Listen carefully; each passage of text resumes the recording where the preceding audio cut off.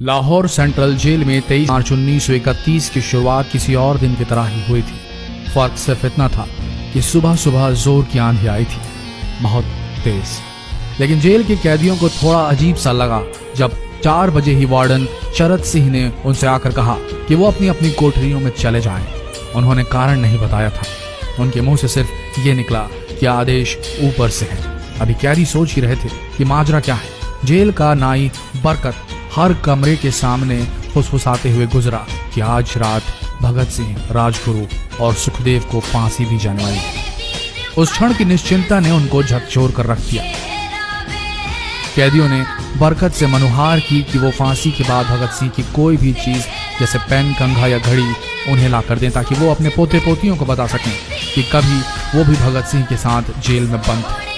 बरकत भगत सिंह की कोठरी में गया और वहां से उनका पेन और कंघा ले आया। सारे कैदियों में होड़ लग गई कि किसका उस पर अधिकार हो। आखिर में ड्रॉ निकाला गया, लाहौर कॉन्स्पिरेसी केस। अब सब कैदी चुप हो चले थे।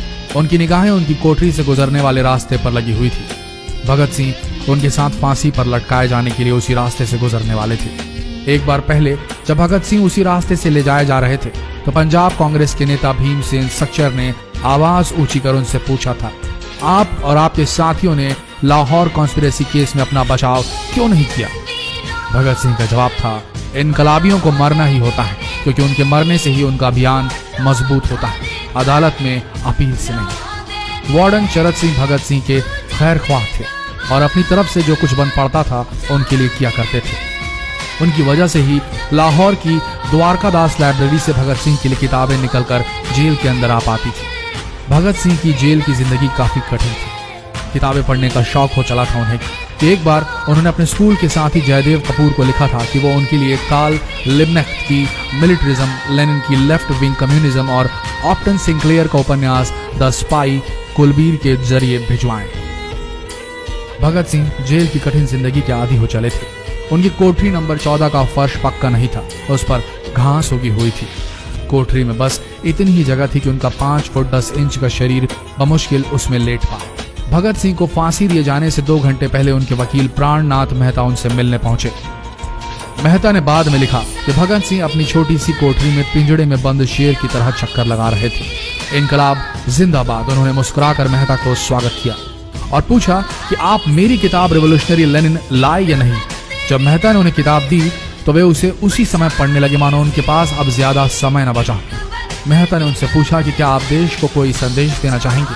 भगत सिंह ने किताब से अपना मुंह हटाए बगैर कहा, सिर्फ 2 संदेश, साम्राज्यवाद मुर्दाबाद और इनकलाब जिंदाबाद। इसके बाद भगत सिंह ने मेहता से कहा कि वो पंडित नेहरू और सुभाष चंद्र बोस को मेरा धन्यवाद पहुंचा दे जिन्होंने मेरे केस में गहरी रुचि ली थी। भगत सिंह से मिलने के बाद मेहता राजगुरु से मिलने उनकी कोठरी पहुंचे।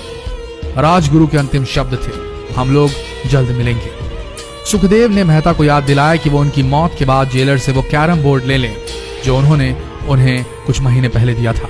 मेहता के जाने के थोड़ी देर बाद जेल अधिकारियों ने तीनों क्रांतिकारियों को बता दिया कि उनको वक्त से 12 घंटे पहले ही फांसी दी जा रही है। अगले दिन सुबह 6 बजे की बजाय उन्हें उसी शाम 7 बजे फांसी पर चढ़ा दिया जाएगा। भगत सिंह मेहता द्वारा दी गई किताब के कुछ पन्ने ही पढ़ पाए थे। उनके मुंह से निकला, क्या आप मुझे इस किताब का एक अध्याय भी खत्म करने नहीं देंगे? भगत सिंह ने जेल के मुस्लिम सफाई कर्मचारी बेबे से अनुरोध किया कि वो उनके लिए उनको फांसी दिए जाने से एक दिन पहले शाम को अपने घर से खाना जरूर लाएं। लेकिन बेबे भगत सिंह की इच्छा पूरी नहीं कर सके क्योंकि भगत सिंह को 12 घंटे पहले फांसी देने का फैसला ले लिया गया और बेबे जेल के गेट के अंदर ही नहीं घुस पाए। थोड़ी देर बाद तीनों क्रांतिकारियों को फांसी की तैयारी के लिए उनकी कोठरियों से बाहर निकाला गया। भगत सिंह, राजगुरु और सुखदेव ने अपने हाथ जोड़े और अपना प्रिय आजादी गीत गाने लगे। कभी वो दिन भी आएगा कि जब आजाद होंगे हम, या अपनी ही जमीन होगी या अपना आसमान होगा। फिर इन तीनों का एक एक करके वजन लिया गया। सबके वजन बढ़ गए थे। इन सब से कहा गया कि अपना आखिरी स्नान करें। फिर उनको काले कपड़े पहनाए गए लेकिन उनके चेहरे खुले रहने दिए गए। शरद सिंह ने भगत सिंह के कान में फुसफुसा कर कहा कि वाहे गुरु को याद करो। फांसी का तख्ता भगत सिंह लिए बोले, पूरी जिंदगी मैंने ईश्वर को याद नहीं किया। असल में मैंने कई बार गरीबों के कलेश के लिए ईश्वर को कोसा भी है। अगर मैं अब उनसे माफी मांग लूं तो वो कहेंगे कि इससे बड़ा डरपोक कोई नहीं। इसका अंत नजदीक आ रहा है, इसलिए ये माफी मांग रहा है। जैसे ही जेल की घड़ी ने 6 बजाया, कैदियों ने दूर से आती कुछ पद चांपें सुनी। उनके साथ भारी बूटों के जमीन पर पड़ने की आवाजें भी आ रही थी। साथ में एक गाने का भी दबा स्वर सुनाई दे रहा था, सरफरोशी की तमन्ना अब हमारे दिल में है। सभी को अचानक जोर जोर से इनकलाब जिंदाबाद और हिंदुस्तान आजाद हो के नारे सुनाई देने लगे। फांसी का तख्ता पुराना था, लेकिन फांसी देने वाला काफी तंदुरुस्त। फांसी देने के लिए मसीह जल्लाद को लाहौर के पास शाहदरा से बुलवाया गया था। भगत सिंह इन तीनों के बीच में खड़े थे। भगत सिंह अपनी मां को दिया गया वो वचन पूरा करना चाहते थे कि वो फांसी के तख्ते से इनकलाब जिंदाबाद का नारा लगाएंगे। लाहौर जिला कांग्रेस के सचिव पिंडी दास सोंधी का घर लाहौर सेंट्रल जेल से बिल्कुल लगा हुआ था। भगत सिंह ने इतनी जोर से इनकलाब जिंदाबाद का नारा लगाया कि उनकी आवाज सोंधी के घर तक सुनाई दी। उनकी आवाज सुनते ही जेल के दूसरे कैदी भी नारे लगाने लगे। तीनों युवा क्रांतिकारियों के गले में फांसी की रस्सी डाल दी गई, उनके हाथ और पैर। तभी जल्लाद ने पूछा, सबसे पहले कौन था? सुखदेव ने सबसे पहले फांसी पर लटकने की हामी दी। जल्लाद ने एक एक कर और उनके पैरों के नीचे लगे तख्तों को पैर मारकर काफी देर तक उनके शव तख्तों से लटकते रहे। अंत में उन्हें नीचे उतारा गया और वहां मौजूद डॉक्टरों, लेफ्टिनेंट कर्नल जे.पी. नेल्सन और लेफ्टिनेंट कर्नल N.S. सोंधी ने उन्हें मृत घोषित किया। एक जेल अधिकारी पर फांसी का इतना असर हुआ कि जब उससे कहा गया कि वो मृतकों की पहचान करें तो उसने ऐसा करने से इनकार कर दिया। उसे उसी जगह पर निलंबित कर दिया गया अंग्रेजों द्वारा।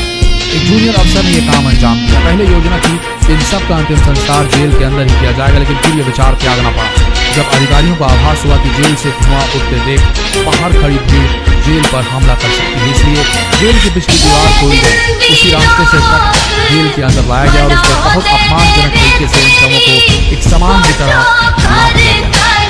पहले तय हुआ था कि उनका अंतिम संस्कार रावी के तट पर किया जाएगा, लेकिन रावी में पानी बहुत ही कम था, इसलिए सतलज के किनारे शवों को जलाने का फैसला लिया गया।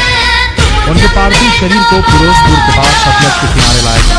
तब तक रात के 10 बज चुके थे। इस बीच उप पुलिस अधीक्षक कसूर सुदर्शन सिंह कसूर गांव से एक पुजारी जगदीश अचरज को बुला लाया। अभी उन्हें आग लगाई ही गई थी कि लोगों को इसके बारे में पता चल गया। जैसे ही ब्रितानी सैनिकों ने लोगों को अपनी तरफ आते देखा तो शवों को वहीं छोड़कर अपने वाहनों की तरफ भागे। सारी रात गांव के लोगों ने शवों के चारों ओर पहरा दिया। अगले दिन दोपहर के आसपास जिला मजिस्ट्रेट की दस्तखत के साथ लाहौर के कई इलाकों में नोटिस चिपकाया गया, जिसमें बताया गया कि भगत सिंह, सुखदेव और राजगुरु का सतलज के किनारे हिंदू सिख रीति से अंतिम संस्कार कर दिया गया है। तो ये थे भगत सिंह की जिंदगी के वो 12 आखिरी घंटे। आशा करते हैं इस वीडियो में सुनाई गई ये कहानी आज युवा पीढ़ी के दिलों में मर चुकी देशभक्ति को जगाने में कामयाब हो। जितना हो सके इस संदेश को पूरे देश में वीडियो को शेयर करें, फेसबुक पर, व्हाट्सएप और हो सके तो इस पेज को फॉलो करें ताकि ऐसे वीडियोस आप तक सही समय पर पहुंचे। मिलते हैं